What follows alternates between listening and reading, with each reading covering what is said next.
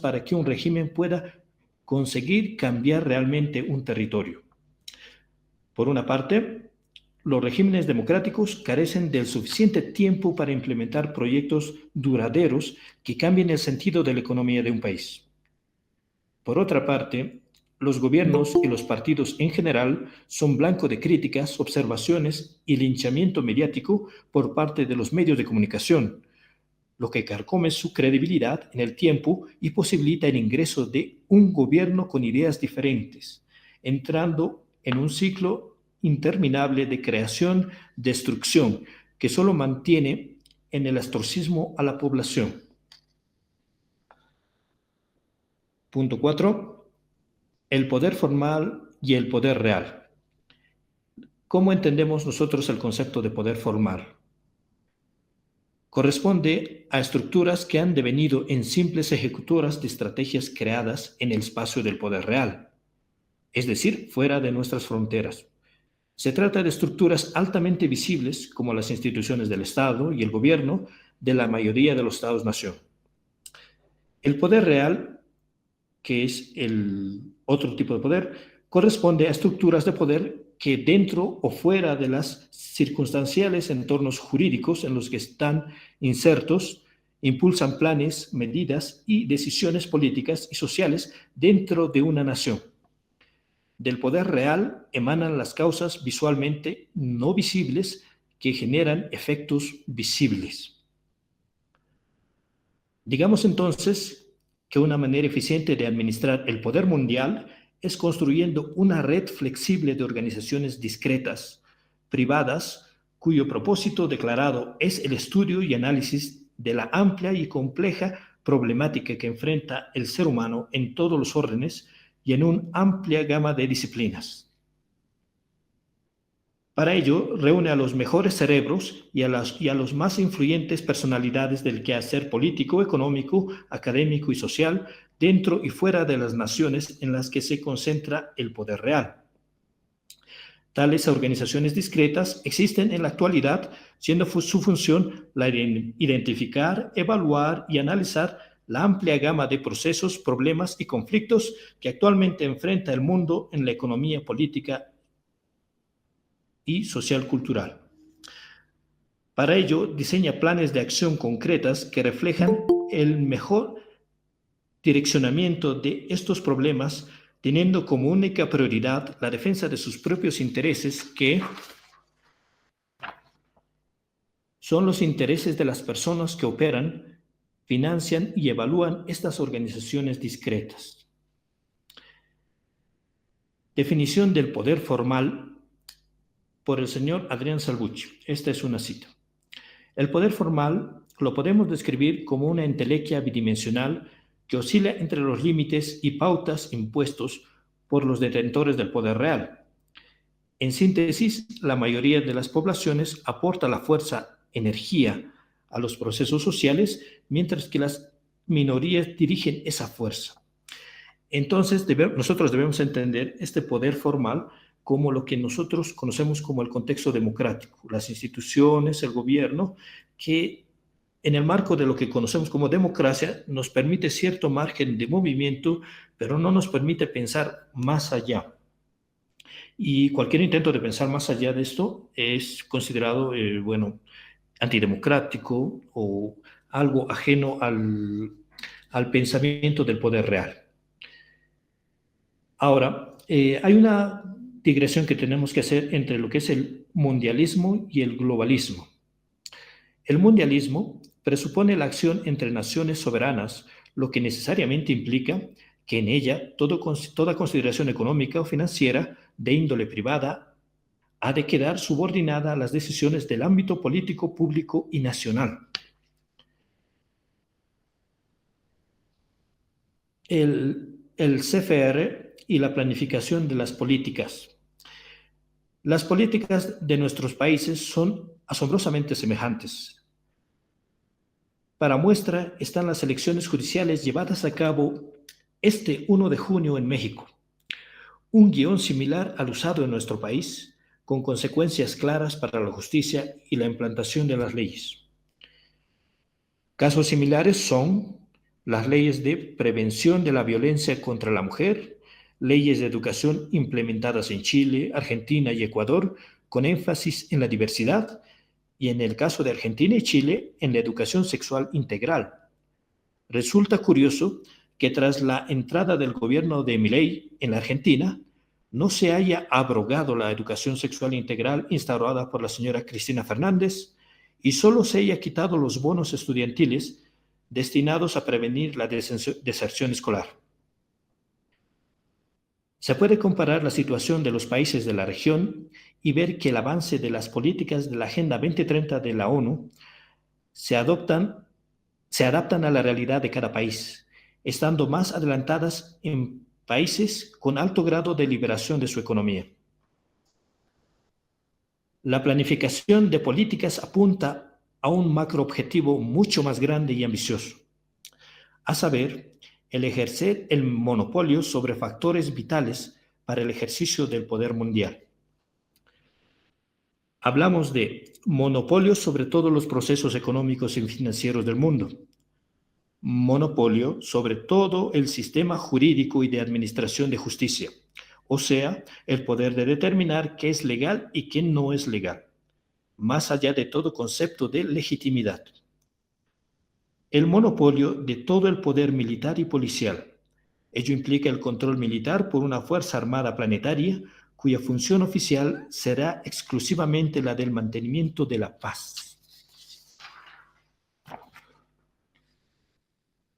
El rostro visible de la expansión del capital recibe el nombre de globalización. El globalismo sitúa el eje determinante en el poder privado al cual pretende subordinar toda estructura y acción política. La globalización exige el control sobre todos los estados del mundo. Es el poder privado controlando y actuando por encima del poder público. La globalización en su accionar político identifica como su enemigo al Estado-nación, a todos los Estados-nación. Conclusión, la globalización como ideología se propone privatizar el poder político, económico y militar en todo el planeta. La ideología de la globalización tiene como objetivo controlar todos los asuntos públicos de la humanidad con una tecnoestructura privada de detentores del poder real. Y precisamente debido a ello se excluye a sí misma de todo proceso democrático, ya que no está dispuesta a permitir que se le sujete a su propio instrumento de control. 7. El propósito de un gobierno mundial. Las organizaciones que apoyan la idea de la globalización instan al mundo a adoptar un solo gobierno mundial. Poseen psicólogos que predican la destrucción de la unidad familiar, que recomiendan que la sociedad eduque a los hijos de la nación, promueven a gobiernos que buscan construir gobiernos regionales bajo los cuales está programada la desaparición de las fronteras nacionales. Dado que este cambio parece formar parte de la nueva filosofía conocida como Nuevo Orden Mundial, cualquiera que desee conocer el futuro tiene que familiarizarse con esta nueva expresión. Hasta el presente, la diferencia entre lo público y lo privado había estado definida claramente, pero vemos que se está dando una fusión entre estos campos, dando origen a un nuevo tipo de propiedad donde los privados se hacen propietarios también de los asuntos públicos de millones de personas. Aquí unos ejemplos de esta transición. Agenda 2030 para el Desarrollo Sostenible, Naciones Unidas. Objetivo 17. Alianzas para lograr los objetivos. Párrafo 17.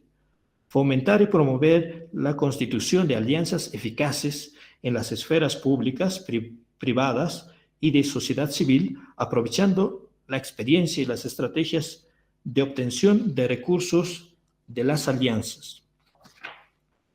Entiéndase dinero. Párrafo 67. Las alianzas público-privadas son fundamentales para movilizar y compartir conocimientos, capacidad técnica, tecnología y recursos financieros. Entiéndase, dinero. Al respecto, Daniel Stulin nos señala, las naciones que fomentan el desarrollo mental y creativo de sus pueblos producen personas que no toleran indefinidamente las formas de gobierno oligárquicas. Los pueblos analfabetos, intelectual y tecnológicamente atrasados, sí lo harán. Personalmente, difiero con esta idea. La práctica nos ha mostrado que los países más económica y educativamente desarrollados de Europa están siendo sometidos sin apenas resistencia. Esto debido a que sus sociedades y personas se encuentran más firmemente atrapadas por el aparato de control cultural y educativo del poder real, tras bastidores. En cambio, los países de estructuras sociales, entre comillas, atrasadas, diría el señor Stulin, que mantienen su identidad y organización tradicional, parecen más difíciles de controlar. Comentario final. La terrenal condición, la ambición sin límites por poseerlo todo, no son justificativos suficientes para explicar una inversión tan billonaria en salarios, instituciones supraestatales, pago a medios de comunicación y el financiamiento de guerras mundiales. Necesariamente debe existir una filosofía detrás de esta guerra contra la humanidad. Decimos entonces que los artífices de este elaborado plan, el más ambicioso y largo de la historia de la humanidad, siguen fines que van más allá del simple deseo de ser emperadores del mundo. ¿Cuál es esa filosofía? ¿Cuáles son sus fundamentos? Hablamos entonces de transhumanismo, es decir, entre comillas, la mejora del ser humano. Hablamos de la negación de la naturaleza humana a favor de algo que puede llamarse una mentalidad del colmena. Hablamos también de la aparición de una superinteligencia que gobernará esta colmena de seres humanos reducidos a simples instrumentos que acatarán los deseos y mandatos de esta superinteligencia. Entonces formulamos la siguiente pregunta. ¿Por qué el ser humano aceptaría que lo gobierne una máquina? Pues simplemente porque será superior a todo lo que el ser humano ha visto y oído. Y de forma análoga a Dios, será capaz de realizar proezas que nosotros consideramos milagros. Y entramos en una visión, digamos, intuitiva del futuro, que paso a leer. Ya voy a acabar, compañero Heinz, por favor, téngame un poco de paciencia. Las proyecciones derivadas del libro llamado Límites del Crecimiento, de la década de los 70, vaticinan un futuro que requerirá del exterminio de la mayoría de la población mundial. Lo que implica, evidentemente, que si se trata de una demolición controlada, los que sobrevivan al trance deberán ser la mejor parte de la especie humana, en todos los sentidos. ¿Y quién define quién es la mejor parte de la especie humana? Pues el mundo anglosajón evidentemente se ha seleccionado a sí mismo. Solo debemos imaginarlo. Todas las lenguas desaparecerían y el inglés sería el único lenguaje universal. La unión anglosajona, o el anillo de los 5 ojos, como le llaman algunos teóricos, ayudará a desaparecer a cualquier grupo humano que sea considerado inferior. Hablamos de que el futuro de la humanidad probablemente sea blanca y tal vez algo asiática, pero definitivamente no será hindú, africana o indígena originaria. Hablamos de que la asunción de la inteligencia artificial sobre los seres humanos creará un escenario futuro donde se reconstruirá un mundo devastado por la guerra, por calamidades climáticas o crisis sanitarias, con los que convenientemente sean elegidos para sobrevivir. Esto es el acto de eugenesia más grande de la historia de la humanidad. El hombre del futuro no solo será selecto y mejorado, poseerá también de una fe y una cosmovisión que nieguen las corrientes y creencias anteriores, calificándolas de superadas e incompletas. Es aquí donde entra en juego la nueva era.